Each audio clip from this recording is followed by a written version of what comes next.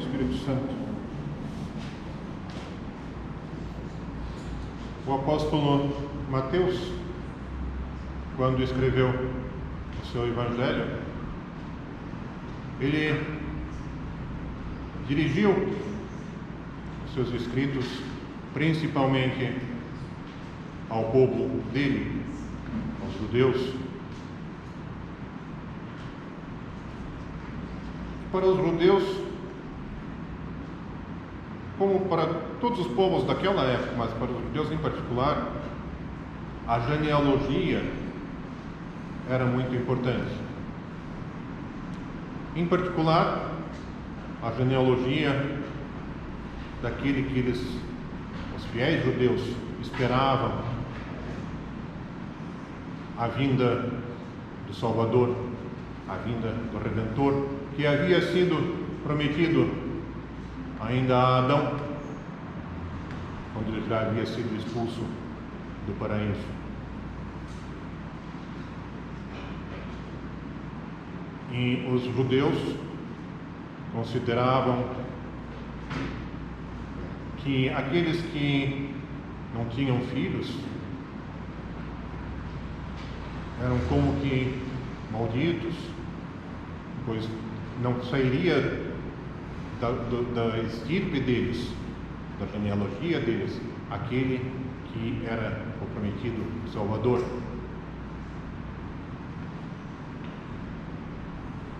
Mas sabia-se de onde viria o Salvador, de qual linhagem ele deveria vir. Por isso, Mateus escreve a genealogia de Abraão até José, mostrando de que estirpe vinha José, sendo Maria da mesma família que José. Ele era um parente distante dela. Ela pertencia à mesma estirpe.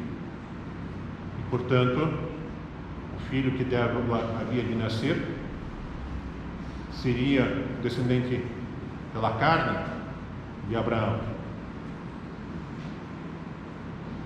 Mas Mateus continua o seu escrito, contando como foi o nascimento de Cristo, e frisa que Maria já estava com o filho no ventre antes de ter estado com José, e que havia concebido do Espírito Santo. Para aqueles que mantinham a fé verdadeira na esperança da vinda do Salvador, aquilo era a afirmação, a confirmação de que o Filho de Maria, Jesus Cristo, era, sim, de um lado, o filho de Abraão, homem, mas também o Filho de Deus, Espírito Santo, e que esse seria o Salvador. Portanto, quando Maria deu à luz a Jesus Cristo, ela deu à luz ao homem e a Deus, numa única pessoa. E que haveria de purificar o pecado de Adão e abrir novamente as portas do paraíso para permitir a entrada do homem que cresce nele.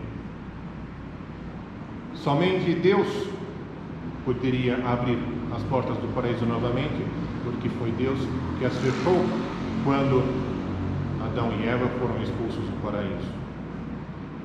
Deus fechou as portas, pôs o arcanjo nas portas como a espada de fogo. E durante todas essas gerações que se seguiram depois de Adão, as portas do paraíso estavam fechadas, mas os verdadeiros crentes esperavam a vinda daquele que haveria de remir os pecados dos homens e novamente permitir a entrada no paraíso. E é para isso que nós estamos nos preparando há algumas semanas. Estamos entrando na última semana agora de preparação para encontrar na manjedoura aquele que vem para a salvação do gênero cristão. Por que gênero cristão? Aqueles que creem que Cristo é o Filho de Deus, Salvador das nossas almas. Infelizmente, nos dias de hoje, muitos se chamam de cristãos,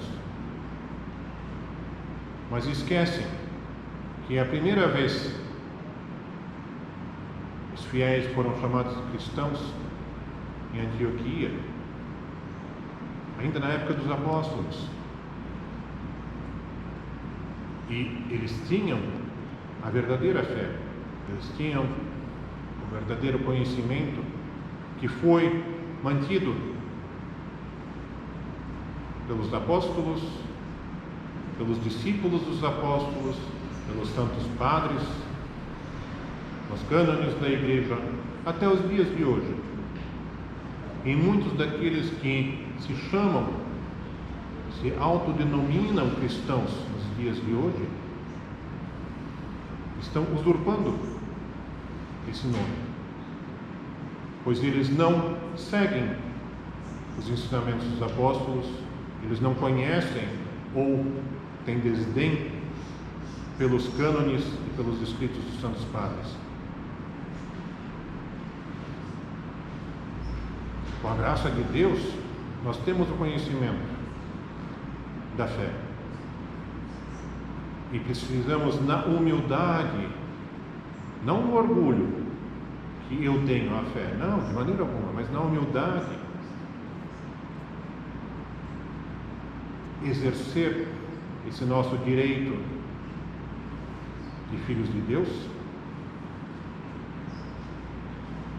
e pedir ao Pai que Ele ilumine os homens, que Ele ilumine a humanidade para uma vida em Cristo, com Cristo, para Cristo. E assim, realmente, quando chegarmos na manjedoura, daqui a uma semana, nós poderemos trazer também as nossas oferendas, principalmente o nosso coração em paz diante de Cristo. Que Deus nos ajude.